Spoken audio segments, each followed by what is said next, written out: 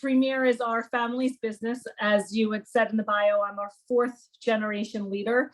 The business was started by my great grandfather, Julius Charlestein, almost 110 years ago now. Next year we'll be 110 years old. And that's how I was familiar with dentistry. It was never, we certainly knew that we had this business in the family, but it was never something that was expected, that would be our career path.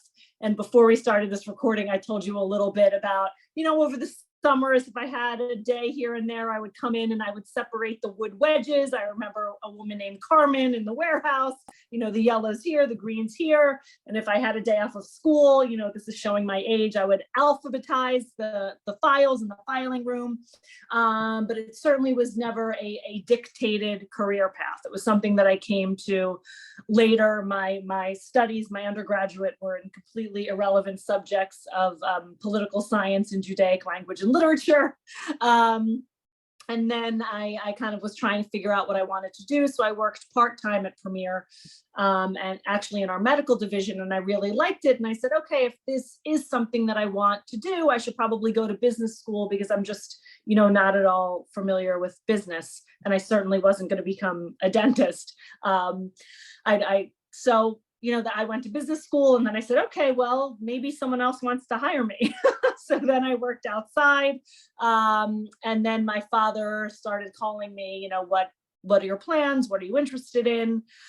And then I started having conversations with other family businesses, family business owners, family business consultants. I started doing research in the industry about Premier, about who we were. And then I said, okay, I think that I could be happy here and I could be impactful. So I decided to come into the business. I came in as a product manager, probably about 20 years ago now, which seems like a very long time, which it is, maybe a little bit longer than that. And I was a product manager and eventually worked my way up to becoming CEO. So you went from arranging the wedges by order of color to the CEO. Yes. I feel like that is very soothing to arrange wedges by color. So, anyone out there listening, don't knock it.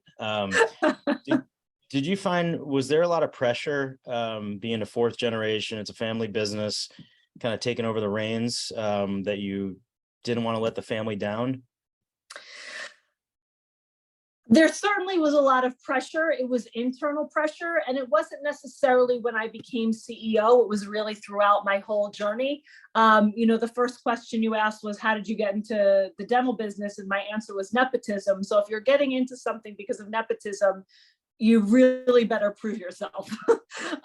So that was always was and still always is my mentality, that I need to deserve to be here. Yes, this might be how I ended up here, but I certainly need to earn my way to deserve it.